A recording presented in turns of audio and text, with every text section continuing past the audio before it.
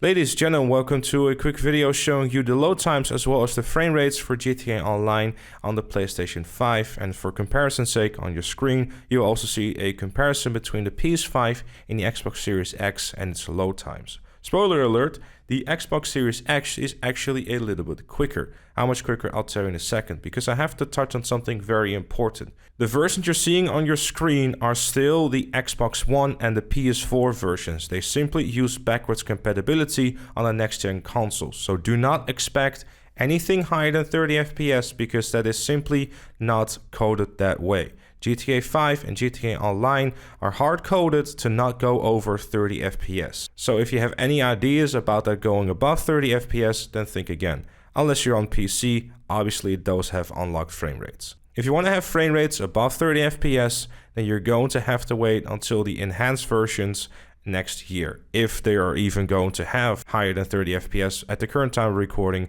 we don't know yet. Right, so with that said, the load times on the PlayStation 5 to get into single player is 46 seconds, with 15 seconds of actual loading after the splash screens. Then after that, to get into an invite-only session, this will take you 37 seconds. I'm using invite-only because if you want to go into a public session, a lot of other things come into play, like player count as well as your internet speed. Then there's Xbox Series X, which does it in 42 seconds to get into single player with 8 seconds of actual loading after the splash screen. And to get into an invite-only session, this will take you 35 seconds. Now, before you start wondering why and how, the explanation is very simple. Yes, the PlayStation 5 has a faster SSD, but the Xbox Series X has a faster CPU, and CPUs are generally used to load stuff much quicker. So that is the reason why the Xbox Series X is a little bit quicker, which is not that big of a deal. Now in terms of frame rate, not really much surprises. The casino with a full lobby is running as smooth as it should, as well as in Los Santos, you're going to both see a smooth 30 FPS.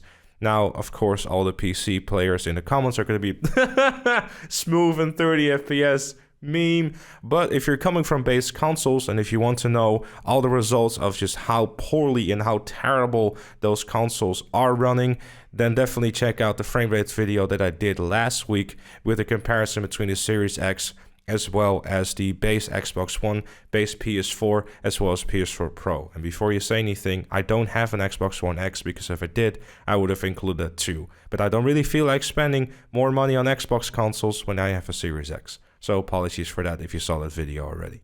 Either way, it's good to see that the next-gen consoles are actually running the game in the way it should have been run on the previous generation, but you know what they say, it is what it is.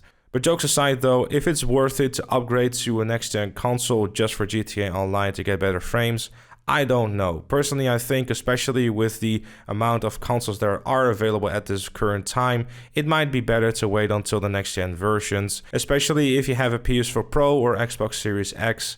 The difference is not going to be super huge. On base consoles, I would definitely start considering it if you can get your hands on one.